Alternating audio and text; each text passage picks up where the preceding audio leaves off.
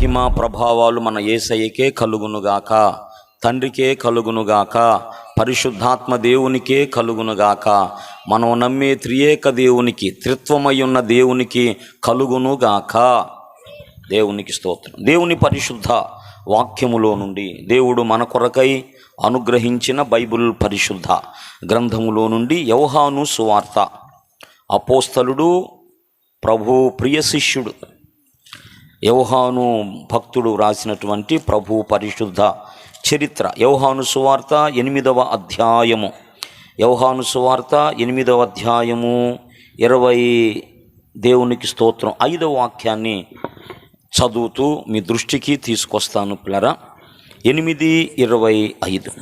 కాబట్టి వారు నీవు ఎవరెవని ఆయన నడుగగా, యేసు వారితో మొదటి నుండి నేను మీతో ఎవడనని చెప్పుచుంటినో వాడనే. మరొకసారి చదువుతాం. కాబట్టి వారు నీవెవరవని ఆయనను అడుగగా, యేసు వారితో మొదటి నుండి మీతో ఎవడనని చెప్పుచుంటినో వాడనే. దేవుడి పరిశుద్ధ లేఖనాన్ని మనందరి కొరకు దేవుడు దీవించునుగాక. పరిశుద్ధాత్మ ప్రత్యక్షత మనకు అనుగ్రహించునుగాక. మన ప్రభువుని గురించినటువంటి స్పష్టత మనకు నేర్పించునుగాక, బోధించునుగాక.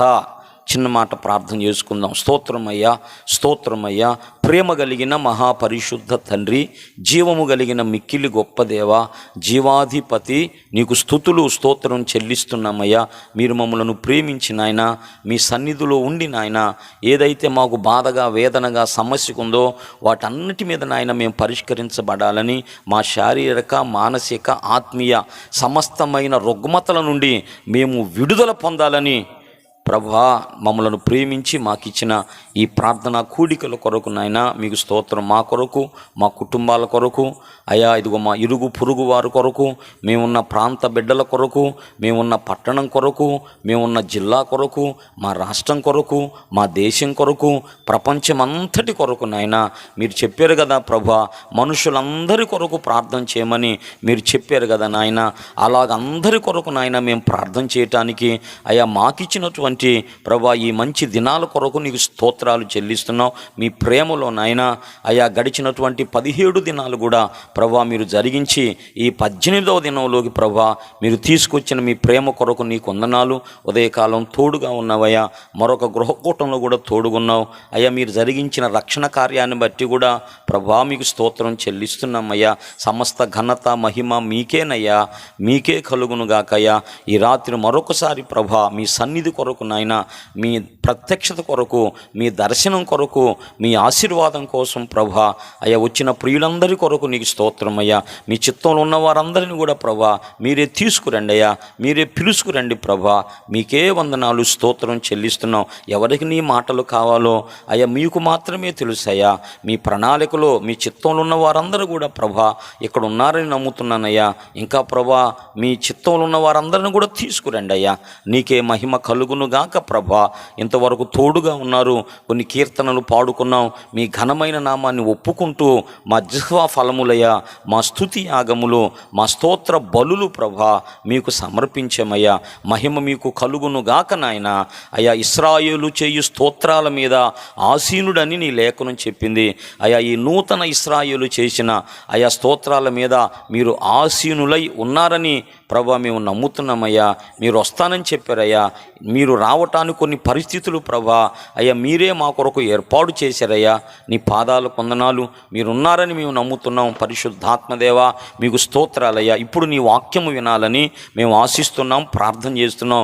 గడిచిన కొన్ని దినాలుగా ప్రభా 17 దినాలుగా మా ప్రభువును గురించి మాతో మాట్లాడుతున్నాయన, మా ప్రభువుకు అత్యంత సమీపంగా మమ్మలను చేస్తున్న పరిశుద్ధాత్మదేవా మీకు స్తోత్రం చెల్లిస్తున్నామయ్యా. ఈ రాత్రి మరొకసారి నాయన సూటిగా తేటగా స్పష్టంగా మా ప్రభువుని చూడాలని మేము ఆశిస్తున్నామయ్యా.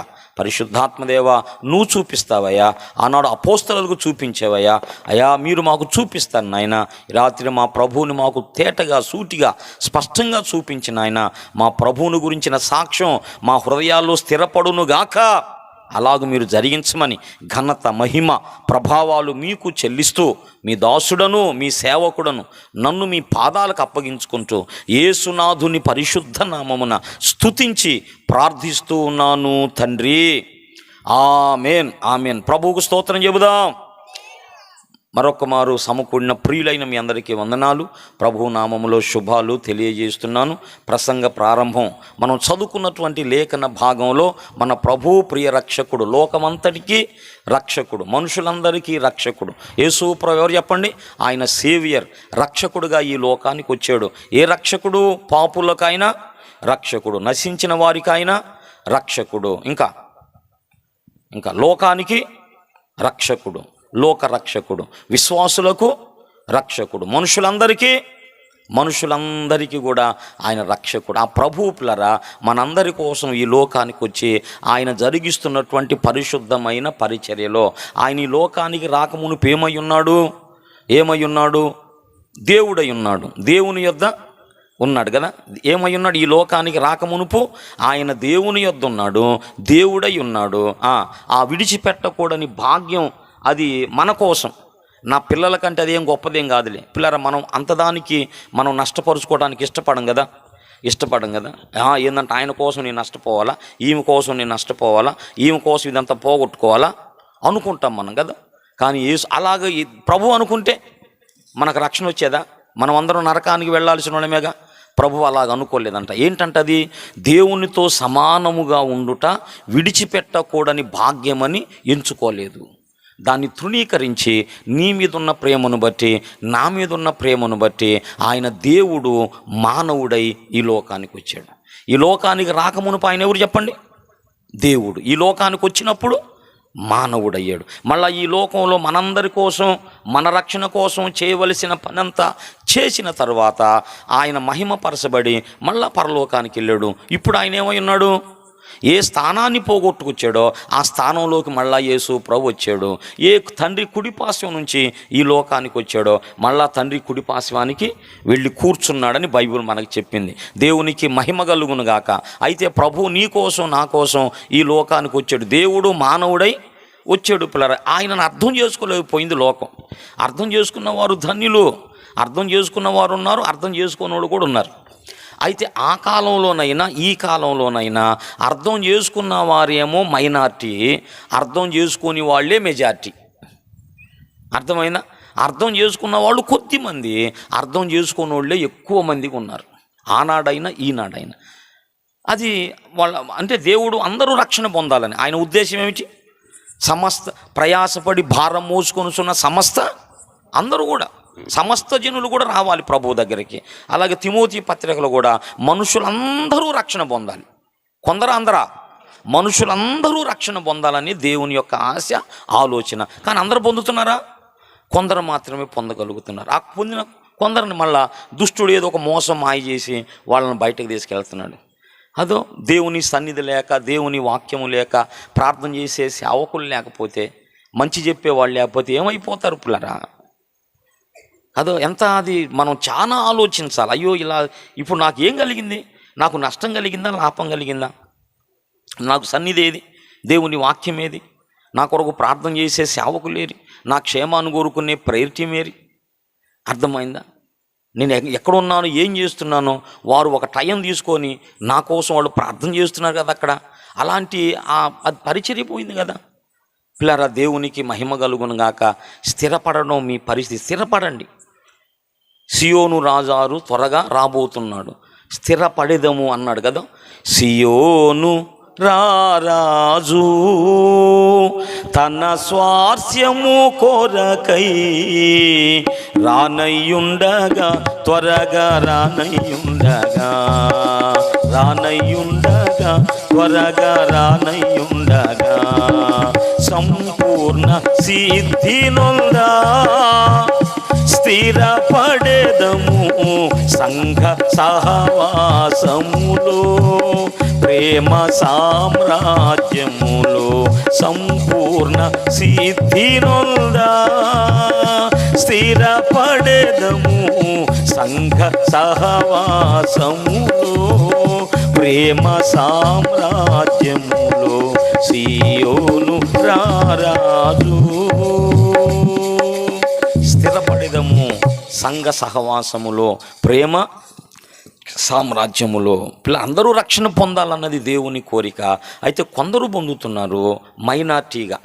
మరి ఆ కొందరిని కూడా దుష్టుడు ఏదో ఒక విధంగా అలా స్థిరపడి బలపడి ఉండాలని మనం ప్రార్థన చేయాలి. ప్రభా, ఎవరిని కూడా దుష్టుడు తీసుకోవద్దయా, ఎవరి చేతుల్లో వాడి చేతుల్లో ఎవరు చిక్కొద్దు ప్రభా. నీ సన్నిధి నుంచి కయ్యను అన్నాడు కదా, నీ సన్నిధిలోంచి నేను వెలివేయబడ్డానయ్యా, నేను వెళ్ళిపోతున్నానయ్యా అన్నాడు. అయ్యో, నీ సన్నిధి నుంచి నేను దూరం అయిపోతున్నాను అని బాధపడ్డాడు. అప్పుడు కనికరం కలిగిన దేవుడు అతని కనుగొనిన వారు అతని చంపకుండాన్నట్లుగా అతని నొచ్చట మీద ఒక ముద్ర పో సన్నిధి కొరకు వేసి అతనిని కనుగొనిన వారు అతనిని చంపకుండునట్లు, చంపటానికి వేసాడా, చంపకుండా ఉండడానికి వేసాడా, ముద్ర వేసాడు. ఇప్పుడు రక్షణ పొందిన వాళ్ళందరి మీద కూడా ముద్ర ఉందా? మనమందరం ముద్రించబడిన వాళ్ళమేనా? మన మీద కూడా ముద్ర ఉంది, మీకు తెలుసలేదు. మనం దేవుని చేత ముద్రించబడిన వాళ్ళం, ఆత్మ చేత ముద్రించబడి సంచకరువు కలిగి ఉన్నటువంటి వాళ్ళం. దేవునికి మహిమ. ఆ దేవుడు పిల్లరా ఈ లోకానికి వచ్చి తనేమిటో తాను చెప్పుకున్నప్పుడు అనేకులు అర్థం చేసుకోలేకపోయారు ఆ కాలపు మనుషులు. ఆయన చెబుతూనే ఉన్నాడు. ఆయన మాటలు, ఆయన బోధలు, ఆయన ప్రవర్తన, ఆయన క్రియలు ఆయన ఎవరు అర్థమవుతున్నాయి. లోకం పుట్టినది మొదలుకొని పుట్టి గుడ్డు వాని కన్నులు ఎవరు తెరిచినట్టు ఇంతవరకు తెలియలా. అట్లాంటి సంగతి చేసాడు, అలాంటి సూచక్రియ చేశాడు. చనిపోయినటువంటి వారిని లేపాడు. అది ఒక పిల్లవాడికి సరిపడ ఆహారం 5 రొట్టెలు, ఎన్ని చేపలు? 2 చేపలు, అంతేనా? 5 చేపలు 2 రొట్టెల? 2 చేపలు 5, అది పిల్లవాడి ఆహారం. ఏ ఆహారం? మనవాళ్ళు ఎవరు మొన్న హోటల్కి పోయారంటయా, ఎవరు ఎన్ని తిన్నారంట, ఏదో జరిచారు మనకి, నాకు తెలిసిన వార్త. చాలా తిన్నారంట. వామ్మో! ఒక పాస్టర్ గారు వచ్చాడు నా దగ్గరికి. వచ్చి బాగున్నానన్నా. అన్న నువ్వు బాగున్నాను. టిఫిన్ చేసావా అంటే టిఫిన్ చేశానన్నా. ఏం చేసావా అన్న? చపాతీ తిన్నానన్న. పాస్టర్ గారు చపాతీ చేసినాను. ఎన్ని తిన్నావు ఏందన్నా? 30 తిన్నాను అంటున్నాడు. ఎన్ని తిన్నాడంట? వామ్మో, 30 తిన్నావా? ఎట్ట తిన్నావయ్యా 30? మనలో అట్లు కూడా తిన్నారంట ఎన్నో పిల్లరా. ఒకసారి అలాంటి జీర్ణ వ్యవస్థ ఉండేది కొంతమంది కదా. అలాంటి మంచిది, దేవునికే మహిమ కలుగును గాక. యేసు ప్రభు అక్కడ కోటా జరుగుతుంటే ఆ కోటాల కోసం చాలామంది వెళ్తున్నారు. ఒక అమ్మ తన కొడుకు కూడా అన్న, అమ్మ నేను కూడా వెళ్తానమ్మా, అక్కడ కోటాలు జరుగుతున్నాయి అంటే, అప్పుడు ఆ పిల్లవానికి క్యారేజీలో 5 రొట్టెలు 2 చేపలు, పిల్లవాని ఆహారం, అది పెద్దోళ్ళ ఆహారం కాదు, ఇచ్చి పంపింది. యేసు ప్రభు వాక్యం చెబుతున్నాడు. చాలా టైం అయిపోయింది, మరి వీళ్ళు ఆకలితో ఉన్నారు, ఇప్పుడు వీళ్ళ పరిస్థితి ఏంది అంటే, శిష్యులు అంటున్నారు కదా, అయ్యో ఇంతమందికి ఆహారం ఎక్కడ పెడతాము, అయ్యో చాలా రొట్టెలు కావాలి, చాలా డబ్బు కూడా కావాలి. అసలు ఇన్ని రొట్టెలు ఒకేసారి ఎవరు చేస్తారు? ఏ బేకరీలు ఉంటాయి? ఇన్ని వేల రొట్టెలు ఎక్కడ ఏ బేకరీలు అమ్ముతారు? ఏదో ఒక 100 ఉంటాయి, ఇంకెన్ని ఉంటాయేమో, 1000 రొట్టెలు ఎవరు ఇస్తారు అని అనుమానం వ్యక్తపరుస్తున్నారు. అందులో ఒక ఆయన ఉన్నాడు, విశ్వాసి కలిగిన ఆయన. అయ్యా, ఒక పిల్లవాడు ఉన్నాడు, ఆ పిల్లవాని దగ్గర 5 రొట్టెలు 2 చేపలు ఉన్నాయి, ఇంతమందికి అది ఏ పాటివి అంటే యేసు ప్రభు నందు విశ్వాసం ఉంచి, అప్పుడు ప్రభు అన్నాడు కదా, తీసుకురండి అన్నాడు. వీళ్ళందరినీ బంక్తులుగా కూర్చోబెట్టమన్నాడు, క్రమంగా కూర్చోబెట్టమన్నాడు. ఆ 5 రొట్టెలు 2 చేపలు ఆయన తండ్రి వైపు చూపించి కృతజ్ఞతాస్తుతులు చెల్లించినప్పుడు ఏం జరిగింది మనందరికి కూడా తెలుసు. అదో ఎన్ని వేల మంది, 5,000 మంది ఒకసారి, 4,000 మంది ఒకసారి. ఎవరంట? స్త్రీలు పిల్లలు కాకనే మాట ఉంది అక్కడ. అంటే దేవుడు తనేమిటో తెలియపరుచుకుంటున్నాడు, కానీ అర్థం చేసుకోలేని మనుషులు కదా. అట్లా అర్థం చేసుకోలేని మనుషులు ఉంటారు కొంతమంది. అది ఏమి జరుగుతుంది, ఎలా జరుగుతుంది, నమ్మదగిన వాడుగాడా, అసలు ఎట్లా ఏం జరుగుతుంది అని అర్థం చేసుకొని స్థిరపడిన వారుగా మనం ఉండాలి. అర్థం చేసుకోలేకపోతే ఇక తర్వాత చేయగలిగిన పరిస్థితి ఏమీ లేదు పిల్లరా కదా. దేవునికే మహిమ కలుగునుగాక. దేవునికి స్తోత్రం. ఎన్నో గొప్ప కార్యాలు చేస్తున్నాడు ప్రభు, తనేమిటి అనేది మాటలతో చెబుతున్నాడు, తనేమిటనేది తన ప్రవక్తన ద్వారా చెబుతున్నాడు, తనేమిటనేది తన క్రియల ద్వారా చెబుతున్నాడు, తనేమిటనేది తన బోధల ద్వారా చెబుతున్నాడు యేసయ్య. ఇంకా ఏం కావాలి? యేసు ప్రభువు అన్నాడు కదా, నీ పాపములు క్షమించబడి ఉన్నవని చెప్పుట సులభమా, ఈ పరుపు ఎత్తుకొని వెళ్ళమంటాం సులభమా? మానవులైన వారిలో ఎవరైనా అలాగంటారు? ఒకళ్ళన్నా నేను అనగలనా? నీ పాపాలు క్షమించబడి నీ పరుపు ఎత్తుకొని పో అని నేను అనగలనా? అంటే లెగుతాడా? చూసేర్లే పో అంటాడు. పిల్లారా, మరి ఆ మాట అన్నాడు ఆయన. ఆ మాట అన్నప్పుడన్నా మీ కళ్ళు తెరవబడాలి కదా, మీరు అర్థం చేసుకోవాలి కదా. పాపాలు క్షమిస్తున్నాడు ఈయన. ఎవరు పాపాలు ఎవరు క్షమిస్తారు చెప్పండి? దేవుడు మాత్రమే క్షమించగలడు కదా. మనిషి పాపాలు క్షమిస్తాడా? క్షమించలేడు. మన పాపాలు ఎవరు క్షమిస్తారు? మన పాపాలు క్షమించమని ఎవరిని అడగాలి? మనం. నన్ను అడిగి సరిపోయిద్దా? అన్న, ఈ వారం అంతా పాపం చేశానన్నా, నన్ను క్షమించంటే నా క్షమాపణ నీకు సరిపోయిద్దా? అమ్మా చెల్లి, పాపం చేశానమ్మా, పొరపాటు జరిగినాయి, నన్ను కొద్దిగా క్షమించమమ్మా అంటే నువ్వు క్షమిస్తే సరిపోయిద్దా? నా క్షమాపణ నీకు సరిపోదు, నీ క్షమాపణ నాకు సరిపోదు. మనం తగని వాళ్ళం. మరి క్షమించేది ఎవరు? క్షమించేది ఒక ఆయన ఉన్నాడు. దేవునికి స్తోత్రం. అది మనల్ని క్షమించే దేవుడు ఒక ఆయన ఉన్నాడు. అర్థమైందా? ఆయన క్షమించాలి. పాపాలు క్షమించే అధికారం మనుష్య కుమారునికి ఉంది అన్నాడు యేసయ్య. దేవునికి స్తోత్రం. కనుక ఆయన ఎవరో చెప్పుకుంటున్నాడు. తన మాటల వలన, క్రియల వలన, బోధల వలన, ప్రవర్తన వలన. అర్థమైందా? అందరూ కూడా, తెలిసిన వాళ్ళందరూ కూడా ఎవరో ఒకళ్ళ పాపాలు ఉన్నాయి వాళ్ళకి. పాపం లేని వాళ్ళు ఎవరు రాయమన్నాడు యేసయ్య. ఎవరు వేయకుండా పోయారు. మరి యేసు ప్రభువు ఏమన్నాడు? నాలో పాపం ఉన్నదని మీలో ఎవరు స్థాపిస్తారన్నాడు. అంటే అమ్మో, ఈయన అప్పుడైనా తెలుసుకోవాలి కదా, వీళ్ళు మనమందరం పాపులం, ఈయన ఒక్కడే పరిశుద్ధుడు. పిల్లలు, యేసు ప్రభు తెలియపరుచుకుంటున్నాడు, కానీ వాళ్ళు అర్థం చేసుకోలేకపోయారు, అపార్థం చేసుకున్నారు. అది అపార్థం చేసుకున్నారు. ఈ రాత్రి మరొకసారి పిల్లరా, ఇంతవరకు నేను గడిచినటువంటి 17 దినాలు కూడా ప్రవక్తలు ఏమన్నారు, వాళ్ళు ఏమన్నారు, వీళ్ళు ఏమన్నారు, లేఖనాలు ఏమన్నాయి, ఇట్లా చెప్పుకుంటూ వచ్చానమ్మా కదా. తండ్రి అయిన దేవుడు ఏమన్నాడు తన కుమారుడు గురించి ఆయనమే సాక్ష్యం ఇచ్చాడు, ఇలా చెప్పుకుంటూ వచ్చాను. ఈ రాత్రి పిల్లరా, అసలు యేసు ప్రభు ఏం చెప్పుకున్నాడు? యేసు ప్రభు తన గురించి తాను ఏం చెప్పుకున్నాడు అనేది ప్రాముఖ్యమైనటువంటి విషయం. అదా, యేసు ప్రభు తన గురించి తాను ఏం చెప్పుకున్నాడు? దేవుణ్ణని చెప్పుకోలేదా? దేవుణ్ణని చెప్పుకున్నాడు. అది రాత్రి మీకు చూపించబోతున్నా. హల్లెలూయా. అర్థమైందా? దేవుని కుమారుణ్ణి, నేను మార్గాన్ని, జీవాన్ని, సత్యాన్ని, పునరుద్ధానాన్ని, గొర్రెల పోవు ద్వారాన్ని, అట్లా చెప్పుకున్నాడు కదా. అట్లా చెప్పుకున్నాడు. కానీ దేవుడు అని చెప్పుకున్నాడా? అది దేవుడని చెప్పుకున్నాడని ఈ రాత్రి కూర్చున్నా నేను. చెప్పుకున్నాడు, ఎలా చెప్పుకున్నాడో చూపించడానికి కూర్చున్నా. దేవునికి స్తోత్రం. ఇక్కడ కూర్చున్న వారలారా, లైవ్లో చూస్తున్న వారలారా, జాగ్రత్తగా నేను చెప్పే విషయాలు, లేఖనాలు మీరు గమనించండి. గమనించినప్పుడు ఆయన ఏమిటో మీకు అర్థమైంది. ఇక్కడ మనం చదువుకున్నప్పుడు పిల్లరా, వాళ్ళు అడుగుతున్నారు, శాస్త్రులు పరిచయులు ఏమంటున్నారు? కాబట్టి వారు నీవెవరవని అడుగగా యేసు ప్రభువు అన్నాడు, మొదటి నుంచే బాబు, ఫస్ట్ నుంచి చెప్పుకుంటానే ఉన్నా. నీకు అర్థం కావట్లేదా? నేను ఎవరినని చెబుతున్నాను, కానీ మీరు గ్రహించలేకపోయారు.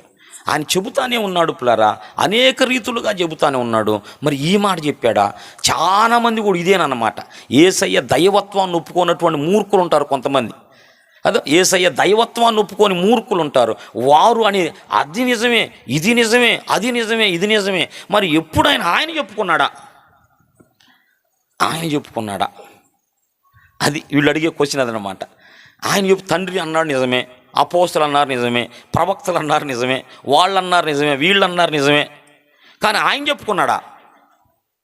ఆయన చెప్పుకున్నాడు. ఈ రాత్రి ఆయన చెప్పుకున్నాడని చెప్పటానికే కూర్చున్నా. దేవునికి స్తోత్రం.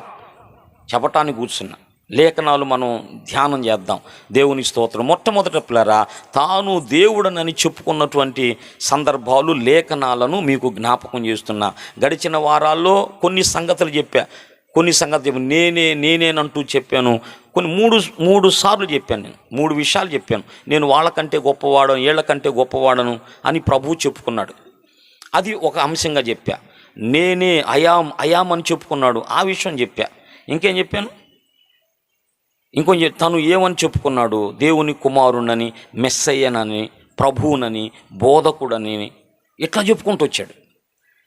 ఇట్లా కాపరినని చెప్పుకున్నాడు, రాజునని చెప్పుకున్నాడు. మరి దేవుణ్ణని చెప్పుకున్నాడా? అది అవి 3 అంశాలు చెప్పాను. ఇది 4వది. యేసు ప్రభు తన గురించి తాను చెప్పుకున్న సాక్ష్యము. దేవునికి స్తోత్రం. తన గురించి తాను చెప్పుకున్న సాక్ష్యం. ఈ రాత్రి దేవుడునని చెప్పుకున్నాడు. దాని మీదే మన ఫోకస్ అంతా. దేవుడుననే చెప్పుకొని, ఇంకా వేరే పక్కకి వెళ్ళొద్దు మనం అసలు. తాను దేవుడునని చెప్పుకున్నాడు. ఎక్కడ చెప్పుకున్నాడు? ఎలా చెప్పుకున్నాడు? డైరెక్ట్గా చెప్పాడా? ఇండైరెక్ట్గా చెప్పాడా? డైరెక్ట్గానే చెప్పాడు. ఆ వచనాలు మీకు జ్ఞాపకం చేస్తా. దేవునికే మహిమ కలుగును గాక. మొట్టమొదట పిల్లరా, దేవునికి స్తోత్రం. యోహాను సువార్త 8వ అధ్యాయము 24వ వచనం చూడండి. యోహాను సువార్త. కాగా మీరు పాపములోనే ఉండి చనిపోవుదురని మీతో చెప్పి తిని, నేను ఆయననని మీరు విశ్వసించని ఎడల మీరు పాపములోనే ఉండి చనిపోదురని వారితో చెప్పాను. నేను ఆయననని మీరు విశ్వసించని ఎడల. ఏయనని? చాలామంది చెప్పేది ఏంటంటే దేవుని కుమారుడనని మీరు నమ్మకపోతే, లేకపోతే ఇంకా మెస్సయ్యనని నమ్మకపోతే. ఇది కాదు. ఈ మాట అనటంలో ఒక ఉద్దేశం ఉంది యేసయ్యకి. ఈ మాట ఎందుకు అన్నాడంటే, లేఖనాల్లో ఒక మాట ఉంది. ఆ మాటను తీసుకొని యేసు ప్రభు ఇక్కడ అన్నాడు, నేను ఆయననని మీరు నమ్మని ఎడల మీరు పాపములో ఉండి అంటే ఏయనని? నేను దేవుడనని మీరు నమ్మకపోతే. అది నేను దేవుడనని మీరు నమ్మకపోతే మీరు పాపంలో ఉండి చనిపోతారు. నన్ను దేవుడని ఒప్పుకుంటేనే మీరు వస్తారు. దీనికి పిల్లలు ఏ వచనాన్ని బట్టి యేసు ప్రభు ఈ మాట అన్నాడంటే, పాత నిబంధనలో యెషయా గ్రంథము 48వ అధ్యాయం 12వ వచనాన్ని చూడండి. యెషయా గ్రంథం 48:12. యాకోబు, నేను పిలిచిన ఇశ్రాయేలు నాకు చెవియొగ్గి విను, నేనే ఆయనను. జాగ్రత్తగా వినాల. ఇప్పుడు మీకు అర్థం కావాలి. ఇది ఏమన్నాడు? మళ్ళా చదవచ్చు. యాకోబు, నేను పిలిచిన ఇశ్రాయేలు నాకు చెవియొగ్గి విను, నేనే ఆయనను. ఈ మాట అన్నమాట. ఇక్కడ అన్నమాట దానికి లింక్ అన్నమాట. అది నేనే ఆయనను, నేను ఆయననని విశ్వసించని ఎడలా అన్నాడు. కాబట్టి పిల్లరా, ఇప్పుడు ఎవరంటే వినా ఇంకా మీకు కిందకి రండి, అర్థమైంది. ఇంకా కింద అదే వచ్చిన యాకోబు, నేనే ఆయనను, నేను మొదటివాడను కడపటివాడను. పిల్లరా, ఈ మాట బైబిల్లో ఎవరు చెప్పుకున్నారు? నేను మొదటివాడను కడపటివాడను ఎవరు చెప్పారు? ఎప్పుడు ధ్యానించాం ఇది? ఈ కూటాలు ఎప్పుడు ధ్యానించాం? నిన్నో మొన్న ఇప్పుడు. పిల్లరా, లేఖలు ప్రకటన గ్రంథంలో 7 సంఘాలకు ఉత్తరాలు రాస్తూ ఒక ఉత్తరం అంటాడు కదా, నేను మొదటివాడను. అది సంగతి. ఏమన్నాడు? నేనే మొదటివాడను కడపటివాడను. కాబట్టి ఆ మాటను ఎవరు చెప్పండి? యేసు ప్రభువా, తండ్రి అయిన దేవుడా? యేసు ప్రభు. కాబట్టి యేసు ప్రభు తన గురించి తాను ఏం చెప్పుకున్నట్టు? గాడ్ననే చెప్పుకున్నట్టు. అసలు అక్కడ మాట్లాడుతున్న ప్రభువేనా? ఇంకా మన క్లారిటీ కావాలా. ఆ 48వ అధ్యాయంలో మాట్లాడుతుంది ప్రభువేనా అని మీరు ఒక్కసారి జ్ఞాపకం చేసుకుంటే, ప్రభువేనని మీరు అర్థం చేసుకోవటానికి మరొక వచనాన్ని కూడా ఆ అధ్యాయంలోనే మీకు చూపిస్తా. దేవునికి స్తోత్రం పిల్లరా. చూడండి 16వ వచనం అమ్మ. 48:16. ఆది నుండి రహస్యముగా మాట్లాడిన వాడను కాను, ఆది పుట్టినది కాలం మొదలుకొని నేను అక్కడ ఉన్నవాడను. ఇప్పుడు ప్రభువగు యెహోవాయు ఆయన ఆత్మయు నన్ను పంపెను. ఇప్పుడు ప్రభువగు యెహోవాయు ఆత్మ ఒకళ్ళని పంపారంట. అంటే తండ్రి పంపించింది ఎవరిని? తండ్రి తన కుమారుణ్ణి పంపించాడు. వీళ్ళిద్దరు కలిపి పంపించారంట. పరిశుద్ధాత్మ తండ్రి కలిపి ఒక ఆయన పంపించారు. ఎవరంటే యేసు ప్రభువుని భూలోకానికి పంపించారు. ఎందుకు? నీ రక్షణ కోసం, నా రక్షణ కోసం పంపించారు. కాబట్టి అధ్యాయంలో మాట్లాడుతున్న యెహోవా యేసు ప్రభు. యేసు ప్రభు ఏమన్నాడు? నేనే అది నేనే యెహోవాను, నేనే దేవుడను, నేనే ఆయనను, నేను మొదటి వాడను కడపటి వాడను. ఈ మాట అంద యేసు ప్రభువే బైబిల్లో. కాబట్టి అక్కడ చెప్పుకుంటున్నటువంటి ఆయన ఎవరంటే యేసు ప్రభు. ఆయన తన గురించి తాను ఏం చెప్పుకున్నాడు? ఎస్, దేవుడనని చెప్పుకున్నాడు. ఇది మొదటి సాక్ష్యం. తన్ను తాను దేవుడనని చెప్పుకున్నాడు. నెంబర్ 2 పిల్లరా, దేవునికే మహిమ కలుగును గాక. కీర్తన గ్రంథం 110వ కీర్తన మొదటి వచనం. దానికంటే ముందు ఇది మీకు అర్థం కావాలంటే పిల్లరా, మత్తయి సువార్త 22:41 నుంచి 46 వరకు ఇది చూసి అది చూద్దాం మనం. మత్తయి సువార్త 22వ అధ్యాయం 41 నుంచి 46 వరకు. అప్పుడు పరిసయ్యులు కూడి ఉండగా యేసు వారిని చూచి క్రీస్తును గూర్చి మీకేమి తోచుచున్నది, ఆయన ఎవని కుమారుడని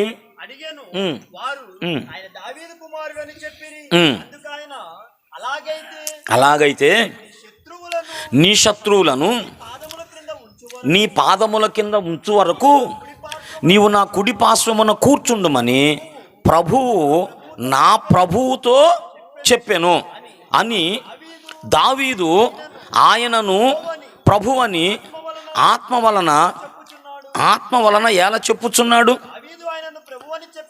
దావీదు ఆయనను ప్రభువని చెప్పిన ఎడల అతడు ఎలాగ అతని కుమారుడగును? ఇది పిల్లరా యేసు ప్రభు వారిని వేసిన క్వశ్చన్. ఇక అది మొదలుకొని ఇక వాడు నోరెత్తలేదంట. ఇక ఆ వచ్చిన కింద చూస్తే మీరు అంతకుముందు బాగా ఆ మాట ఈ మాట అడిగారు. అప్పటి నుంచి పిల్లలు ఎప్పుడైతే ఈ మాట అడిగారు యేసు ప్రభు, అప్పటి నుంచి వాళ్ళ నోళ్ళు ముయ్యబడి ఇంకా ఏ క్వశ్చన్ ఆయన వేయలా. ఎక్కడి నుంచి ఆగిపోయారు వాడు. ఇంతకేం జరిగింది అక్కడ? ప్రభు అంటాడు కదా, క్రీస్తుని గురించి మీకేమి తోచుతున్నది అని అడిగినప్పుడు ఆయన దావీదు కుమారుడు అన్నారు. దావీదు కుమారుడా? మరి దావీదు కుమారుడైతే మరి దావీదేమన్నాడు?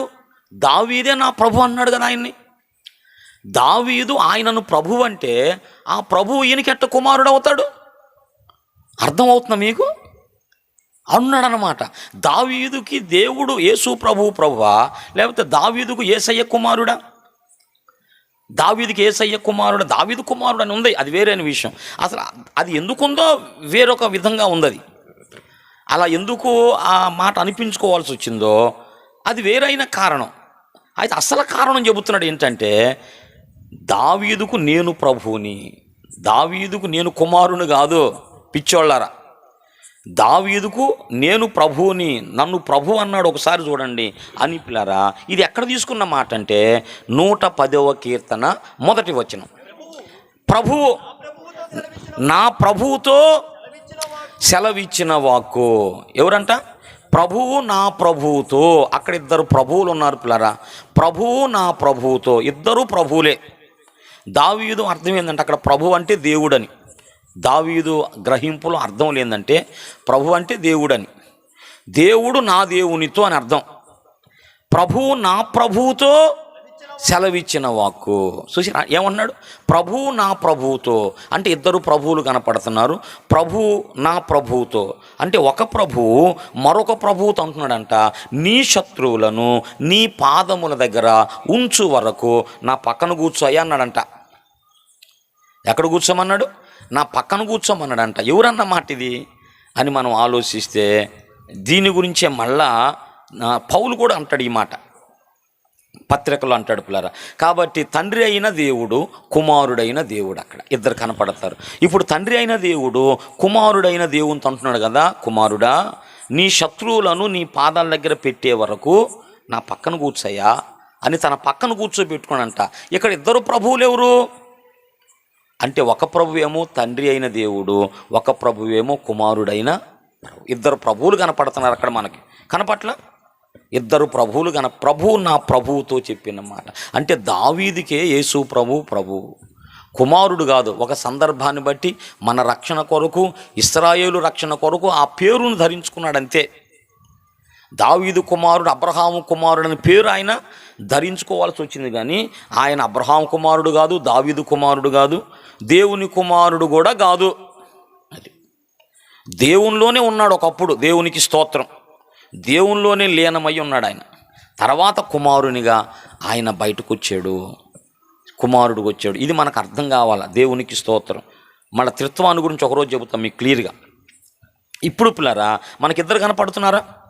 తండ్రి అయిన దేవుడు, కుమారుడైన ఆయన ప్రభువే, ఈయన ప్రభువే, ఇద్దరు కూడా ప్రభువే. ఇప్పుడు పిల్లరా యేసు క్రీస్తు ప్రభువా కుమారుడా? ప్రభువా కుమారుడా? వాళ్ళు కుమారుడు అనుకున్నారు, కానీ యేసు ప్రభు నేను కుమారుణ్ణి కూడా ప్రభువును కూడా, కుమారుణ్ణి దేవుణ్ణి కూడా. అదనమాట దాని అర్థం అది.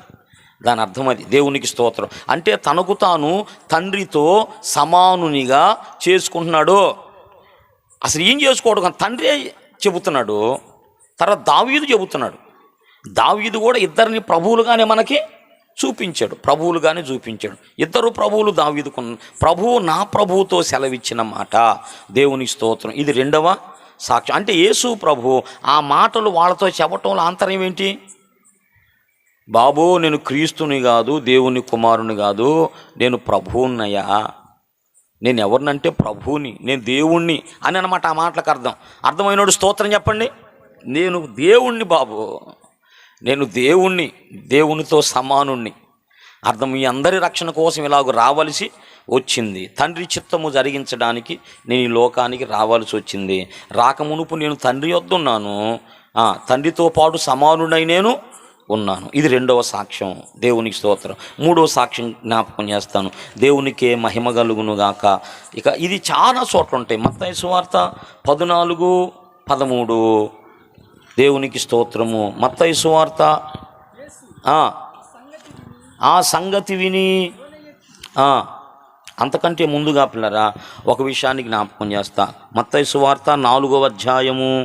దేవునికి స్తోత్రం కలుగునుగాక. 9వ వచనం చూద్దాం. నీవు సాగిలపడి నాకు నమస్కారము చేసిన ఎడల వీటన్నిటినీ ఇచ్చేదనని ఆయనతో చెప్పగా, యేసు సాతానా పొమ్ము, ప్రభువైన నీ దేవునికి మ్రొక్కి ఆయనను మాత్రము.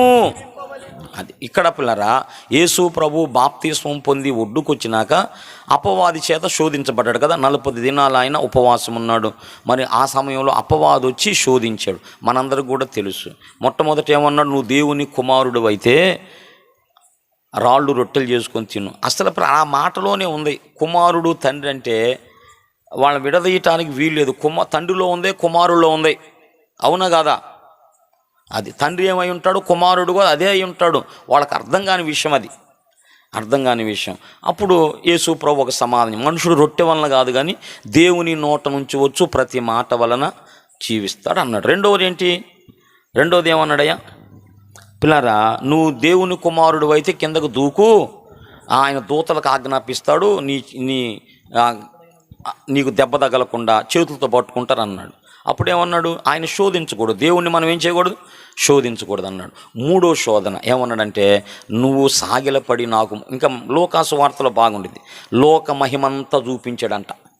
లోక మహిమంతా చూపించి, చూడు ఇదంతా నాది, నాకు అప్పగించబడింది, ఒక్కసారి గనక నాకు సాగిలపడి మొక్కితే, ఒక్కసారి గనక నాకు మొక్కితే, ఇట్లా 3 సువార్తలు 3 రకాలుగా ఉంటాయి అన్నమాట.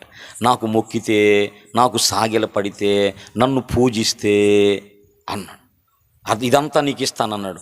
ఆ సందర్భంలో యేసు ప్రభు ఇది చాలా ఇంపార్టెంట్ పిల్లరా ఈ విషయం. అప్పుడు యేసు ప్రభు అన్నాడు కదా, నీ దేవుడైన ప్రభువైన నీ దేవునికి మ్రొక్కి ఆయనను మాత్రము. చాలా ఇంపార్టెంట్ మాట. ఈ మాట పట్టుకోవాలి మీరు, ఈ మాట పట్టుకోవాలి. ఏమన్నాడు? ప్రభువైన దేవునిని మాత్రమే మొక్కాలి, అది ఇంకెవరికి మొక్కటానికి వీల్లేదు అన్నాడు.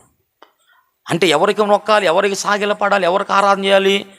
దేవునికి మాత్రమే చేయాలి. అవును కదా పిల్లారా? నేను అంటాను కదా, యేసు ప్రభువే గనక దేవుడు కాకపోతే, యేసు ప్రభువే దేవుడు కాకపోతే అలా చేయించుకుంటాడా? మనం గనక మొక్కితే పిల్లరా ఒప్పుకోగలుగుతారా? బైబిల్లో 3 విషయాలు ఉన్నాయి. ఒకటేమో పేతురు గురించి, 2 పౌలు గురించి, 3వదేమో దూతల గురించి. 3 సార్లు కూడా పిల్లరా పేతురు గురించి మనం ఆలోచిస్తే, కొర్నేలి ఇంటికి వచ్చినప్పుడు పాదాల మీద పడతాడు కొర్నేలి. అయ్యా, నేను నరుణ్ణే, నా పాదాలు పట్టుకోద్దు అంటాడు. పేతురు. అలాగే అపోస్తల కార్యాలు 14 లోపలరా వాళ్ళందరూ కూడా వచ్చి పౌలు లుస్త్రాలో చేసిన అద్భుతాన్ని బట్టి వాళ్ళందరూ వచ్చి పూదండలు తీసుకొచ్చి మరి గందరగోళం చేయబోయారంట. అక్కడ ఒక దేవునికి ఎలాగైతే చేస్తారో అలాగూ చేయబోయి పాదాల మీద పడితే, అయ్యా మేము మీలాంటి నరులమేనయ్యా, ఇది మాకు మీరు చేయకూడదు అంటాడు పౌలు. తర్వాత యోహాను ప్రకటన గ్రంథంలో ఈ దృశ్యాలన్నీ కూడా చూపిస్తాడు దూత కదా. అప్పుడు ఆ దూత పాదాల మీద పడుతుంటే అప్పుడు దూత ఏమంటాడు, నా పాదాలు పట్టుకోద్దయ్యా. యేసును గురించిన సాక్ష్యం ప్రవచన సారం, ఆయనకే మహిమ కలగాలి అన్నాడు. అంటే ఈ ముగ్గురు కూడా పిల్లరా దేవుని స్థానాన్ని తీసుకోవటానికి ఒప్పుకోలేదయ్యా. దేవుని స్థానాన్ని తీసుకోవటానికి ఒప్పుకున్నారా? ఒప్పుకోవాలా. మరి ఆ దృక్పథంలో మనం చూస్తే యేసు ప్రభు అన్న మాట పిల్లరా, యేసు ప్రభు కాళ్ళు పట్టించుకున్నాడంటే, మొక్కించుకున్నాడంటే యేసు ప్రభువే దేవుని మాటను ధిక్కరించుడు అవుతాడు. అవునా కదా? నాకు సాగిలపడి మొక్కమంటే ప్రభు ఏమన్నాడు, ప్రభు అయిన దేవునికి మాత్రమే మొక్కాలి, ఇంకెవరికి మొక్కకూడదు అన్నాడు. ఇంకెవరికి మొక్కకూడదు. మరి ఆ మాట అన్నటువంటి యేసు ప్రభు తను దేవుడు కాకపోతే ఎవరన్నా వచ్చి కాళ్ళ మీద పడితే ఒప్పుకుంటాడా? లోతుగా ఆలోచించండి, ఒప్పుకుంటాడా? ఇప్పుడు చూడండి పిల్లరా 14వ అధ్యాయము 33 చూడండి. ధోనిలో ఉన్నవారు వచ్చి నువ్వు నిజముగా దేవుని కుమారుడు అని చెప్పి ఏం చేశారు? ఒప్పుకోవచ్చా యేసయ్య? అరే మీరు నా కాళ్ళు పడు, నాకన్నా వయసులో పెద్దోళ్ళు, అనుభవంలో పెద్దోళ్ళు, ఒక యోహానే చిన్నోడు కదా నేను చెప్పా. మరి కాళ్ళు పట్టుకున్నారు వచ్చి. యేసయ్య ఒప్పుకున్నాడు. యేసయ్య మొక్కితే ఒప్పుకున్నాడు. తర్వాత మత్తయి సువార్త 8వ అధ్యాయము దేవునికి స్తోత్రం కలుగును గాక 2వ వచనమా, ఇదిగో కుష్ఠరోగి వచ్చి ఆయనకు మొక్కి, ప్రభువా నన్ను శుద్ధునిగా చేయగలవని. సరిగా చదువయ్యా, ఆ మాట కావాలా ఉందా? మురుక్కి అనే మాట చూస్తాం. ఆయనకు మురుక్కి. దేవుడు కాకపోతే యేసు ప్రభు దోషి అవుతాడు. అట్లా పట్టుకుంటే అంటే దేవుని స్థానాన్ని తీసుకున్నారు. ఎవరన్నా దేవుని స్థానాన్ని తీసుకోవటానికి ఇష్టపడతారా? ఆయన తీసుకున్నాడు. మరి తీసుకున్నాడంటే ఆయన ఎవరు చెప్పకనే చెబుతున్నాడు, బాబు నేను దేవుణ్ణయ్యా, నేను దేవుణ్ణి, మానవునిగా రావాల్సి వచ్చింది కానీ మీకోసం, అసలు మీకోసం వచ్చి మీ చేత అనిపించుకోవాల్సి వచ్చింది కదా. ఎంత బాధ అబ్బా. ఇది ఎక్కడో చూస్తాం మనం. మీకోసం వచ్చాను నేను, మీరు నన్ను అర్థం చేసుకోలేకపోతున్నారు. నేను దేవుణ్ణి మానవుణ్ణి ఎందుకైనా నీకోసం వాల్సి వచ్చింది. నీకోసం అయితే నువ్వే నన్ను అనుమానిస్తున్నావు. ఇంకా నీకు మేలెట్లా జరిగింది? పిల్లారా ఇంకా చూడండి 15వ అధ్యాయము 34 వచ్చిన మత్తయి సువార్త 15:34. వారిని అడుగగా వారు 7 రొట్టెలను కొన్ని చిన్న చేపలు. అయ్యా ఎక్కడ చదువుతున్నామా? 15వ అధ్యాయం మత్తయి సువార్త 15వ అధ్యాయము 24 వచ్చినమ్మా. ఆయన ఇశ్రాయేలు ఇంటి వారై మరి ఎవని యొద్దకు పంపబడలేదనెను. అయినను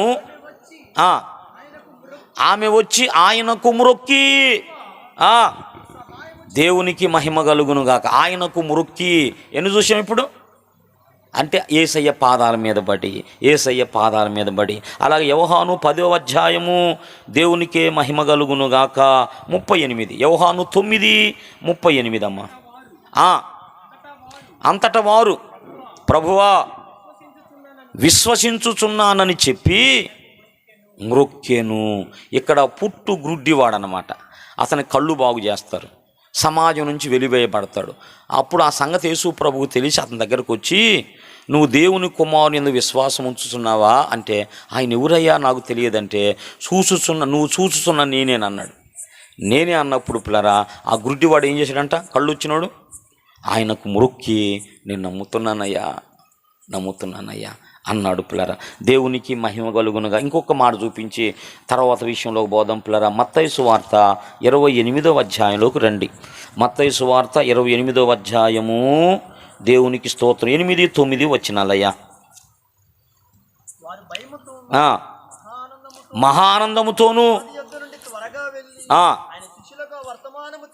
శిష్యులకు వర్తమానము తెలుప పరుగెత్తగా యేసు వారిని ఎదుర్కొని శుభమని చెప్పెను. వారు ఆయన యొద్దకు వచ్చి పాదములు పట్టుకొని, ఇంకా క్లియర్గా ఉంది ఇక్కడ, పాదములు పట్టుకొని మొరక్కగా పిల్లరా, ఇది యేసు ప్రభు దేవుడు కాకపోతే సాతాను మరి శోధించిన 3 విషయాల్లో ఆఖరి తప్పైంది. ఎందుకంటే దేవుణ్ణి మాత్రమే మొక్కాలి, ఆయనకే సాగిలపడాలి అన్నప్పుడు నువ్వెందుకు మొక్కించుకుంటావు? నువ్వేమన్నావు ప్రభువా సాతానుతో? నీ ప్రభు అయిన దేవుణ్ణి మాత్రమే మొక్కాలి, సాగిలపడాలన్నావు. మరి నువ్వెందుకు, నీ దగ్గర కొంతమంది వచ్చి పాదాలు పట్టుకున్నారు, సాగిలపడ్డారు, మొక్కారు, నువ్వెందుకు ఒప్పుకుంటావు? ఈయన ఒప్పుకున్నాడంటే ఈయన ఏమై ఉన్నాడు? దేవునికి స్తోత్రం. అంటే దేవుణ్ణి తను చెప్పుకున్నట్టేగా. ఇంకొక మాట చూడండి, 28, 16, 28, 16, 17. వెళ్ళిరి, వారు ఆయనను చూచి 11 మంది శిష్యులు మొక్కిరి గాని దేవునికి మహిమ కలుగును గాక. మొక్కిరి అయ్యా. ఇంకొక విషయం ఉన్నది, మీకు అందరికి తెలుసు. లోక 7లో ఒక పాపాత్మురాలైన స్త్రీ సీమోను ఇంట ఆయనకు వచ్చింది. యేసు ప్రభు కాళ్ళు వెనక పెట్టుకొని ముందు అట్లా కూర్చున్నాడు. యూదులు కూర్చునే పద్ధతి వేరు. నేను ఇక్కడ కూర్చున్నా చూపించలేకపోతున్నాను. వాళ్ళు వాళ్ళ కాళ్ళు వెనక ఉంటాయి, ముందు ఉంటాయి అన్నమాట. ఆ సందర్భంలో పాపాత్మైన స్త్రీ పిల్లలు వచ్చి కన్నీళ్ళు ఆయన పాదాల మీద పోసి కన్నీళ్లతో కడిగి తన కురులతో తుడిచిందంట. తల వెంట్రుకలతో తుడిచి ఆ పాదాలకి ఏం పూసింది? అత్తరు పూసింది. ఆ ఇల్లంతా అత్తరు వాసనతో నిండింది. అదో ఒక మంచి పాట. ఆ భోజనశాలలో సీమోను ఇంటిలో అత్తరుతో అభిషేకం చేసింది అని ఒక పాట. పిల్లరా, ఆ ఇల్లంతా సువాసనతో నిండిపోయిందంట. పిల్లరా, యేసు ప్రభు ఏం అబ్జెక్షన్ పెట్టలేదే. అంత కార్యక్రమం జరుగుతుంటే ఆమె అంతగా వచ్చి అసలు నువ్వెవరు? నీ కాళ్ళ మీద పడి కన్నీళ్లు గార్చి కన్నీళ్లతో పాదాలు కడుగుతుంది, తల వెంట్రుకలతో తుడుస్తుంది, కాళ్ళకు అత్తర పోస్తుంది. నువ్వెవరయ్యా? నువ్వెవరంటే చెప్తాడు. నేను ఎవరంటే, నేను మొదటి నుంచి ఎవడని చెప్తున్నానో వాడినే. నేను సృష్టికర్తను. దేవునికి స్తోత్రం. నేను దేవుడను. అవునా? ఆ మాటకు అర్థం అదే కాదా? నేను దేవుడను తను మొక్కించుకున్నాడు. అర్థం కాబట్టి అందులో ఆయన దేవుడుగా మనకు ప్రత్యక్షము. కాళ్ళు పట్టించుకున్నాడు, పాదాలు కడగటానికి ఒప్పుకున్నాడు.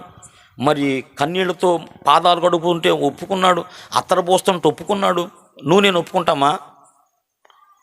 అమ్మ, నేను మానవునమ్మా, నా పాదాలు పట్టుకుంటావు? మనం ఒప్పుకోలేము. ఆయన దేవుడు గనక అట్లా ఉన్నాయి, పట్టుకొని ఇచ్చాడు. దేవునితో ఎన్నో చెప్పినా 3 చెప్పానమ్మా.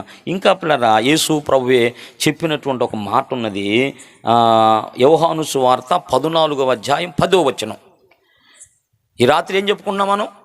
యేసు ప్రభు తాను దేవునిగా చెప్పుకున్న లేఖనాలు. గడిచిన 3 సంగతులు కాదు,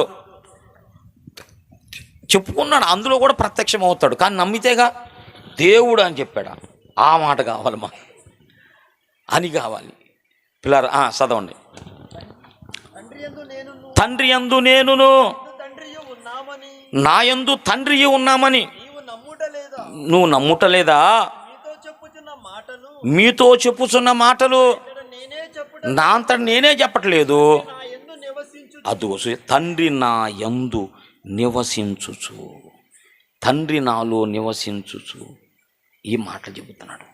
నా అంతట నేను చెప్పట్లేదు. తండ్రి నాలో ఉన్నాడు. తండ్రి ఉన్నాడంటే అప్పుడు ఏమవుతాడు? ఈయన దేవుడు అవుతాడు కదా. దేవుడు లోపల ఉన్నాడు. దేవుడు లోపల ఉన్నప్పుడు ఈయన ఏమవుతాడు? ఈయన కూడా అలా కావాలి కదా. ఇంకా క్లియర్గా మరొక చోట ఉంది, నేను ఏకమై ఉన్నామన్నాడు. అది ఎట్లా కుదిరింది అసలు? నాతో ఉన్నాడు, నీతో ఉన్నాడు అనే దానికి ఒక అర్థం ఉంది. ఇప్పుడు నేను చెప్పుకుంటా, నాతో కూడా ఉన్నాడు, నాలో కూడా ఉన్నాడు వాస్తవంగా. లేడా? రక్షణ పొందినప్పుడు మన అందరిలో ఉన్నాడు.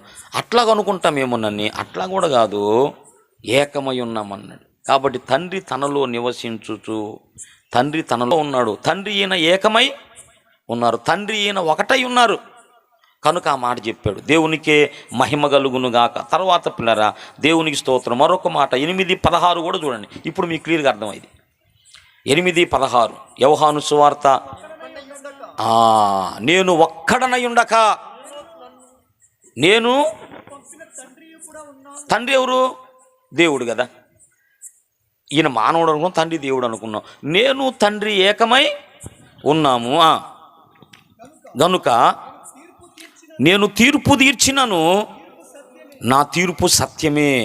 ఇద్దరు మనుషుల కింద వచ్చినాం, మరియు ఇద్దరు మనుషుల సాక్ష్యము సత్యమని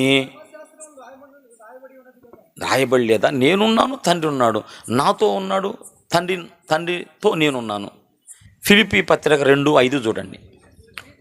క్రీస్తు యేసునకు కలిగిన ఈ మనస్సు మీరును కలిగి ఉండుడి. ఆయన దేవుని స్వరూపము కలిగిన వాడై ఉండి దేవునితో సమానముగా ఉండుట విడిచిపెట్టకూడని భాగ్యమని పౌలు చెప్పిన మాట. పౌలు ఎలా చెప్పాడేంటి?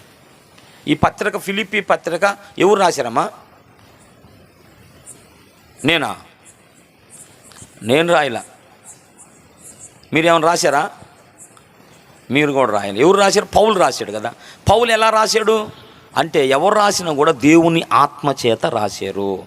లేఖనము ఎప్పుడు మనుషుని ఇచ్చను బట్టి కలుగలేదు, కానీ మనుషులు పరిశుద్ధాత్మ ద్వారా ప్రేరేపించబడి దేవుని మూలముగా, అది చూసిన ఆ మాట మీరు పట్టుకోవాలి గట్టిగా.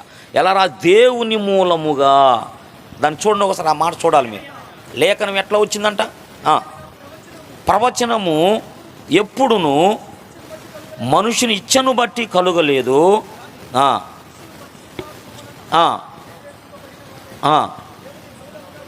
దేవుని మూలముగా పలికిరి, దేవుని మూలముగా పలికిరి. అది పిల్లరా, రాసిన ప్రతి మాట కూడా దేవుని ఆత్మచేత వ్రాయబడింది. ఇప్పుడు పౌలు ఆ మాట రాశాడు. ఏమి రాశాడు? ఆయన దేవునితో సమానముగా ఉండుట విడిచిపెట్టకూడని భాగ్యమని ఎంచుకొనలేదు అన్నాడు. ఇప్పుడు ఆ మాట ఎవరిని బట్టి రాశాడు? పరిశుద్ధాత్మను బట్టి రాశాడు. అంటే పరిశుద్ధాత్మ దేవుడు ఏమన్నాడు? కుమారుడైన దేవుడు తండ్రి అయిన దేవునితో ఈక్వల్ అదన్నమాట, సమానము. సమానం అంటే ఏంది? ఎక్కువ కాదు, తక్కువ. ఆయన ఏమై ఉన్నాడు, ఈయన అదే అయ్యి ఉన్నాడు, ఈయనేమై అదే ఆయన అయ్యి ఉన్నాడు. సమానం అంటే అదేనమాట, సమానం. ఇద్దరూ సమానమై ఉన్నారు, సమానమై ఉన్నారు. ఈ విషయాన్ని పిల్లరా యేసు ప్రభు మాట్లాడాడు. యోహాను సువార్తలోకి రండి. యోహాను సువార్త 5వ అధ్యాయం 18వ వచనం. పిల్లరా, వీళ్ళ బాధ ఏంటంటే, అక్కడ జరిగిన విషయం ఏంటంటే, ఒక వ్యక్తి పిల్లరా కొన్ని సంవత్సరాలుగా పెరాలసిస్ రోగంతో ఆ బెతెస్దా కోనేటి దగ్గర పడి ఉన్నాడన్న. పడినప్పుడు ఆయా సందర్భాల్లో దేవదూతలు వచ్చి ఆ నీటిని కదిలిస్తారంట. నీటిని కదిలించినప్పుడు ఏ రోగైతే ముందు దూకుతాడో ఆ నదిలోకి దూకుతూ ఆ రోగం పోయిద్ది. అది అక్కడ పద్ధతి అన్నమాట. అయితే ఒక వ్యక్తి ఉన్నాడు, అతను ఎన్ని సంవత్సరాల నుంచి అంట? 38 years, 38 సంవత్సరాలుగా ఆ రోగంతో అక్కడ ఉన్నాడు. ఎంత లాంగో చూడండి పిల్లరా. అక్కడ బాధపడుతున్నాడు. మరి దూతలు రావట్లేదా, నీళ్లు కదిలించట్లేదా? వస్తున్నారు, కదిలిస్తున్నారు, కానీ ఈయన దూకేటప్పుడు కల్లా ఇంకొకళ్ళు ఎవరు దూకిపోతున్నారు. పాపం నిస్సహాయ స్థితి, లెగవలేని స్థితి. దూతలను చూస్తున్నాడు, వాళ్ళు రావటం, నీళ్లు కదిలించి చూస్తున్నాడు, కానీ ఈయన దూకలేకపోతున్నాడు. ఆ పరిస్థితి అంతా కూడా యేసయ్య చూశాడు. దేవుని స్తోత్రం. యేసయ్య ఎవరంటే చూచే దేవుడు. హల్లెలూయా. మన పరిస్థితులు చూస్తాడు, మన బలహీనతలు చూస్తాడు, అర్థమైంది, మన దరిద్రాన్ని చూస్తాడు, అన్నీ చూస్తాడు. ఆ చూచే దేవుని వైపు మనం చూడాలి. నేను చూస్తున్నాను కుమారుడు, నువ్వు చూడమేంది నాకెళ్ళి? సమస్య అదన్నమాట. ఆయన చూస్తున్నాడు, కానీ ఆయన వైపు మనం కూడా చూడాలి, ఆయన వైపు చూడాలి. గుడ్డి వాళ్ళ దగ్గరకు వచ్చి నా వైపు చూడమన్నాడు, నా వైపు చూడండి అన్నాడు. మనం ఆయన వైపు, సమస్యలతో కొట్టుకోవటం కాదు, మనం ఆయనకు తెలుసు, అన్నీ తెలుసు. మనం ఆయన వైపు చూసి ఆయన దగ్గరకు వచ్చి ఆయన పాదాల దగ్గర పడితే అందులోంచి మనల్ని విడిపిస్తాడు. దేవునికి స్తోత్రం. అది ఎలాంటిదైనా సరే ప్రతి పరిస్థితుల్లో మనం యేసయ్య వైపు చూడాలి. ఆయన వైపు చూసిన వాళ్ళు 34వ కీర్తనలో వాళ్ళు ఎప్పుడూ సిగ్గుపడరంట. దేవుని వైపు చూసేవాళ్ళు ఎప్పుడు కూడా సిగ్గుపరచడు నా దేవుడు. పిల్లరా వచ్చి ఆ నిస్సహాయ స్థితిని చూసి అప్పుడు స్వస్థపరిచాడు. లే నీ పరిపెత్తుకొని పో అన్నాడు. అది విశ్రాంతి దినం అంట. అక్కడ పెద్ద గందరగోళం జరిగింది పిల్లరా. ఈ శాస్త్రులు పరిచయాలు అందరూ వచ్చారు. విశ్రాంతి దినాన్ని స్వస్థపరిచయం ఏమిటి అన్నాడు పిల్లరా. అప్పుడు యేసు ప్రభు అంటున్నాడు కదా 5:17, అయితే యేసు నా తండ్రి ఇది వరకు పని చేయుచున్నాడు, నేనును చేయుచున్నాను ఉత్తరం ఇచ్చాను. ఆయన విశ్రాంతి దినాచారము మీరుట మాత్రమే కాక దేవుడు తన సొంత తండ్రి అని. పిల్లరా మనం అర్థం చేసిన ఒకటి, విశ్రాంతి దినాన్ని యేసయ్య మీరేడా లేదా? 10 కమాండ్మెంట్స్ అని ఉన్నాయి. నిర్గమాకాండం 20వ అధ్యాయంలో దేవుడు మోషేకి ప్రత్యక్షమై రాతి పలకల మీద రాశాడు, మనందరికీ తెలుసు. అందులో 4 ఆజ్ఞ ఏంటి? విశ్రాంతి దినాన్ని పరిశుద్ధముగా ఆచరించుటకు జ్ఞాపకం చేసుకోండి. ఆ దినం నువ్వైనను, నీ ఇంటి వారైనను, దాసి అయినను, పశువైనను సైలెంట్ అయిపోవాల. విశ్రాంతి దినాన్ని ఏమి కదలకూడదు. అది దేవుడు ఆజ్ఞనిచ్చాడు. పాత నిబంధనలో ఒక వ్యక్తి విశ్రాంతి దినాన కట్టెలు వేరుకున్నందుకు అది సమాజానికి తెలిసినప్పుడు అందరూ రాళ్ళు పెట్టి కొట్టి చంపారమ్మా. విశ్రాంతి దినాన్ని మీరినందుకు. అంటే 7th డే అనేది అంత ఇంపార్టెంట్ ఇశ్రాయేలుకి. వింటున్నాడు స్తోత్రం చెబుదాం, హల్లెలూయా. అందుకేనయ్యా మేము కొద్దిగా ఆగుతుంది. ఏయో తేడా కోటాలాగా ఉన్నాయి. అర్థమైంది. ఇది అరగంట గంటతో పోయే కానట్టున్నాయి. అది అమ్మయ్యా మీరు అనుకోవాలన్న మాట నేనే అన్నా కదా. నిజమే పిల్లారా, నిజమే. దేవుడు మాట్లాడటానికే మేము ప్రతిష్ఠించాం. నువ్వు మాట్లాడాలయ్యా, మేము వినాలయ్యా అని కూర్చున్నాం. దేవుడు మాట్లాడుతున్నాడే కదా. దేవుడు మాట్లాడుతూనే ఉంటాడు. నువ్వు వినే ఓపిక నీకుంటే మన ప్రార్థన అది. ఇప్పుడు మీకు అర్థం కావాలా, యేసు ప్రభు విశ్రాంతి దినాన మీరేడా లేదా? మీరు కూడా దాన్ని సమర్థించుకున్నాడు. విశ్రాంతి దినాన్ని మీరు సమర్థించుకున్నాడు. ఎందుకంటే నాకు అర్థం కాదు. ఎందుకంటే పిల్లరా నాకు అధికారం ఉంది. ఏంటంటే ఒక విషయాన్ని నేను చెప్పినప్పుడు దాన్ని సరి చేయటానికి నాకు అధికారం ఉంది. ఇచ్చిన వాడిని నేనే గనక వెనక తీసుకోవటానికి కూడా నాకు అధికారం ఉంది. విశ్రాంతిని ఎందుకు మీరు ఇచ్చిన వాడిని నేను బాబు, నేను మీరు నన్ను అంటారేంటి?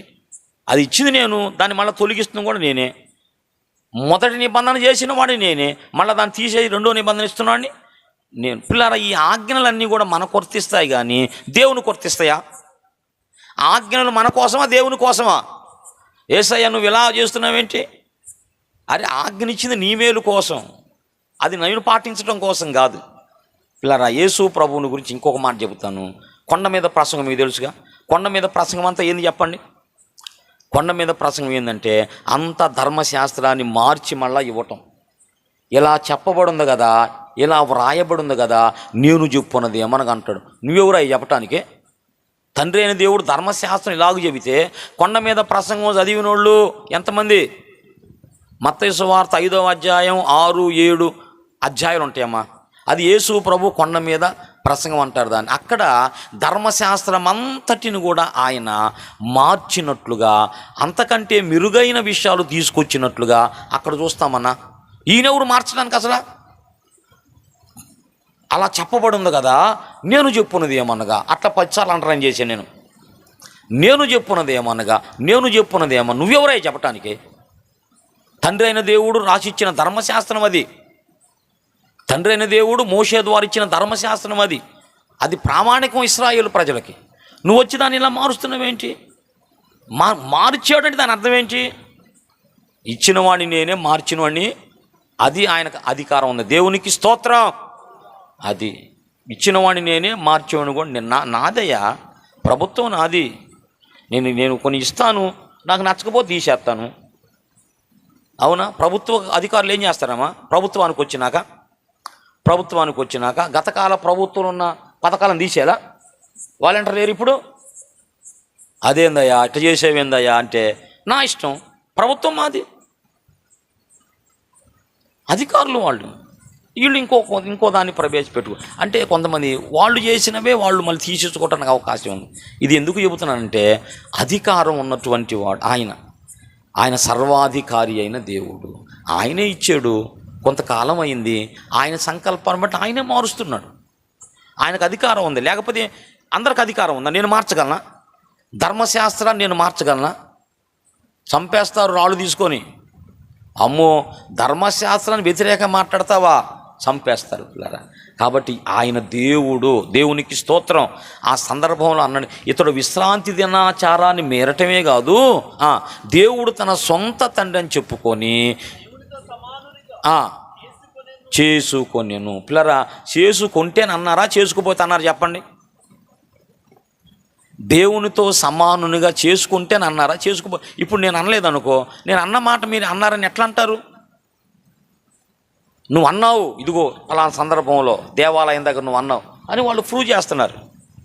ఇప్పుడు యేసుప్రభు అన్నట్ట అననట్ట?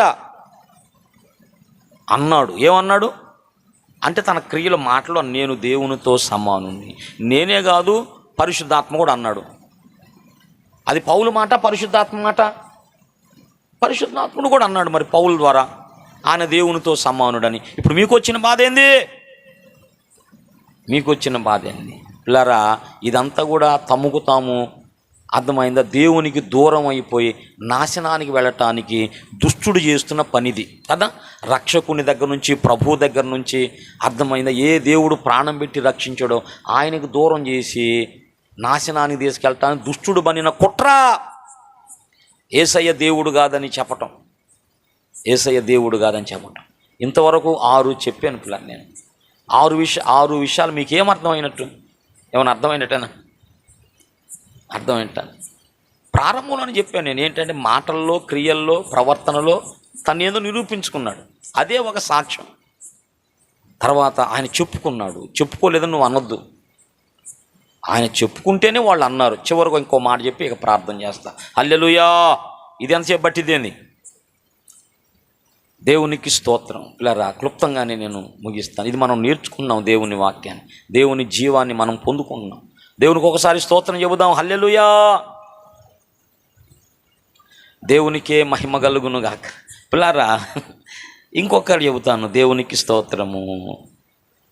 యోహాను సువార్త 10వ అధ్యాయము 30 నుంచి 38 వచనాలు. నేనుయు తండ్రియును ఏకమై ఉన్నామని వారితో చెప్పెను. యూదులు ఆయనను కొట్టవలెనని మరలా రాళ్ళు చేత పట్టుకొనగా, అంటే యేసు ప్రభుని కొట్టాలని రాళ్ళు పట్టుకున్నారంట. అప్పుడు యేసు ప్రభు అన్నాడు, తండ్రి యొద్ద నుండి అనేకమైన మంచి క్రియలు మీకు చూపించాను, వాటిలో ఏ క్రియ నిమిత్తము. అప్పుడు ప్రభు అన్నాడు కదా, ఎందుకు నన్ను కొడతారు రాళ్ళతో, నేనేం చేశాను అన్నాడు. అప్పుడు వాళ్ళేమన్నారు చూడండి. అందుకు యూదులు, నువ్వు మనుషుడవై ఉండి, అద్దుగో నువ్వు మనుషుడవై ఉండి దేవుణ్ణని చెప్పుకున్నావు గనక దేవదూషణ చేసినందుకు, నువ్వు మంచి పనులు చేసినందుకు కాదు, మంచి పనులు చాలా చేసావు, కానీ మంచి పనులు చేసినందుకు కాదు నిన్ను కొట్టాలనుకుంటుంది. నువ్వు మనుషుడవై ఉండి దేవుణ్ణని చెప్పుకున్నావు కాబట్టి నిన్ను కొట్టాలి అనుకున్నావు. అప్పుడు ఆ సందర్భంలో నిజంగా యేసు ప్రభు దేవుడని చెప్పుకోకపోతే ఏమనాలి చెప్పండి? నేనెప్పుడు అన్నానయ్యా? నేనెప్పుడు దేవుణ్ణని అన్నాను అనాలి కదా. కానీ తాను ఆ మాట అన్నట్టుగా సమర్థించుకుంటున్నాడు. చూడండి, ఒకసారి స్తోత్రం చెప్పండి, చప్పట్లు కొట్టండి. హల్లెలూయా. ఇది చాలా ముఖ్యమైన మాట. ఇది చాలా ముఖ్యమైన మాట. ఎందుకు కొడతారయ్యా? చాలా మంచి పనులు చేశాను, మంచి క్రియలు చూపించాను. ఎందుకు కొడతారంటే, నువ్వు మంచి పనులు చేసినందుకు కాదు నిన్ను కొడతాలనుకుంటుంది. ఎందుకంటే నువ్వు మనుషుడు అయి ఉండి దేవుణ్ణని చెప్పుకున్నావు, దేవదోషం చేస్తున్నావు, అందుకు నిన్ను కొట్టాలనుకున్నావు అన్నప్పుడు యేసు ప్రభు ఏమనాలి? వాస్తవంగా అయితే నేను ఎప్పుడు అన్నాను అనాలి. కానీ యేసు ప్రభు అనలా, నేను దేవుడనని అన్న మాట సమర్థించుకున్నాడు. అక్కడ కళ్ళున్న వాళ్ళారా సరిగా కళ్ళు పెట్టి చూడండి. అక్కడ యేసు ప్రభు దేవుడు అని చెప్పుకోలేదు, దేవుడు అని చెప్పుకోలేదు, చూపించు చూపించు అని అంటున్నారు. చూడండి అక్కడ ఏమన్నాడు. ఆయన అలాగ అనకపోతే ఆ సంభాషణలో మీకేమర్థం అవుతుంది? శాస్త్రులకు యేసు ప్రభువుకు సంబంధించిన ఆ సంభాషణలో ఏమని అర్థమవుతుంది? నిన్ను రాళ్ళు తీసుకున్నాను, ఎందుకు నన్ను రాళ్ళతో కొడతారు? నేనేం చేసినందుకు రాళ్ళతో కొడతారు? అనేకమైన మంచి పనులు చేశాను కదా, మరి ఎందుకు కొడతారు అన్నప్పుడు, నువ్వు మంచి పనులు చేసినందుకు కాదయ్యా నిన్ను కొడుతుంది, నువ్వు మనుషుడు అయి ఉండి దేవుణ్ణని చెప్పుకున్నావు, అందుకు నేను కొడతా అన్నారు. అప్పుడు యేసు ప్రభు ఆ మాటను సమర్థించుకున్నాడు. ఒకవేళ తను దేవుణ్ణని చెప్పుకోకపోతే నేను ఎప్పుడు అన్నానయ్యా అనాలి, నేను అనలేదే దేవుణ్ణి అన్నారు. కానీ అక్కడ ప్రభు సమర్థించుకున్నాడు. చూడండి, అందుకు యేసు మీరు దైవములని నేను అంటినని పిల్లలు, దీన్ని బట్టి మీకు ఏమర్థమైంది అంటే దేవుణ్ణని చెప్పుకోనట్ట.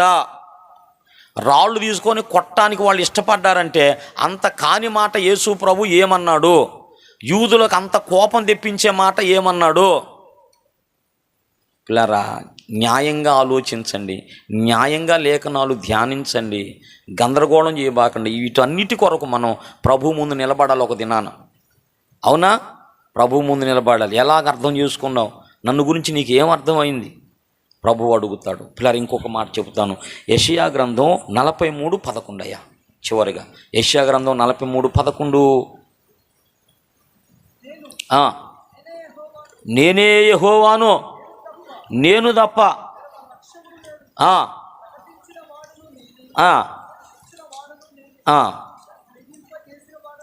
దేవునికి మహిమ. దాన్ని అర్థం చేసుకుంటే ఒకసారి ఇక్కడ ఏముంటుంది? 11వ వచనం, నేనే యెహోవాను, నేను తప్ప వేరొక రక్షకుడు లేడు. ప్రకటించిన వాడను నేనే, రక్షించిన వాడను కూడా. ఏందా అర్థం? నేనే అన్నాడు. ప్రకటించిన వాడను నేనే, రక్షించిన వాడను నేనే. యేసు ప్రభువే ప్రకటించాడు, యేసు ప్రభువే మన రక్షణ కోసం ప్రాణం పెట్టుకున్నాడు. అంటే ఆ మాట మనం అర్థం చేసుకోవాలి. ఆయనే నేనే మొదటివాడును, కడపటివాడిని అన్నాడు. ఈ లేఖనాలన్నిటిని కూడా మనము ఒక చోట చేర్చి, అయిపోయింది ప్రసంగం. ఈ లేఖనాలన్నీ ఒక చోట చేర్చి మనం ఆలోచించినప్పుడు యేసు ప్రభు తన గురించి తాను దేవుడనని చెప్పుకున్నాడా, చెప్పుకోలేదా? చెప్పుకున్న వాళ్ళు అన్నాడన్న వాళ్ళు చేయతండి, చప్పట్లు కొట్టండి. దేవునికే మహిమ ఘనత కలుగునుగా. చెప్పుకున్నాడు, నేనే దేవుణ్ణని. కనుక ఆయన దేవుడు, ఆయన రక్షకుడు, అర్థమైంది? ఆయన పరిశుద్ధుడు, నా కొరకు నీ కొరకు ప్రాణం పెట్టి తిరిగి లేచిన వాడు. అది నమ్మటం అనేది మన నిత్య జీవానికి అది కారణం. మన నిత్య జీవానికి అది కారణం. ప్రభువుని గురించిన సాక్ష్యము మన హృదయాల్లో స్థిరపరుచుకుందాం. ఇంకా లేఖనాలు ధ్యానిద్దాం. ఇంకా అనేక విషయాలు ఉన్నాయి. అవన్నీ చెప్పినప్పుడు మీరు అర్థం చేసుకోవటానికి కష్టమని ఆ విషయాలు మీ దృష్టికి తీసుకురాల. యెషయా గ్రంథం 50లో ఉందన్నమాట. యెషయా గ్రంథంలో 50లో మాట్లాడేది ఆయనే, యేసు ప్రభువే. ఇంకా కొన్ని స్థలాల్లో ఉన్నాయి. పిల్లరా, యేసు ప్రభు తన గురించి తాను చెప్పుకున్నాడు. ఆ సందర్భాలు బైబిల్ ఉన్నాయి. అవి మనం నేర్చుకుందాం. యేసు ప్రభువుని రక్షకునిగా మనం నమ్మాలి. ఓకే, యేసు ప్రభుని విమోచకునిగా మనం నమ్మాలి. ఓకే, యేసు ప్రభుని దేవుని కుమారుడిగా మనం నమ్మాలి. ఓకే, యేసయ్యను మెస్సయ్యగా నమ్ముదాం. యేసు ప్రభుని ఇంకా ఉన్నవన్నీ నమ్మాలి. ఈ నమ్మికలన్నిటితో పాటు యేసు ప్రభు దేవుడని నమ్మాలి. అప్పుడు మన రక్షణ సంపూర్ణమైంది. నీ నమ్మిక, నీ విశ్వాసం అప్పుడు సరైంది అయ్యిద్ది. ఇవన్నీ నమ్ముతాను కానీ అదొక్కటి నమ్మనంటే అప్పుడు నీ రక్షణ, నీ విశ్వాసం సంపూర్ణం కాదు. వీటన్నిటితో పాటు యేసు ప్రభుని దేవుడుగా నువ్వు నమ్మినప్పుడే నువ్వు దీవించబడతావు. నీ విశ్వాసం అప్పుడు సంపూర్ణమైంది. నువ్వు నిత్య జీవానికి వారసుడు అవుతావు. దేవుడి ఈ మాటలు మనందరి కొరకు దీవించును గాక, మన హృదయాల్లో ఫలింప చేయును గాక.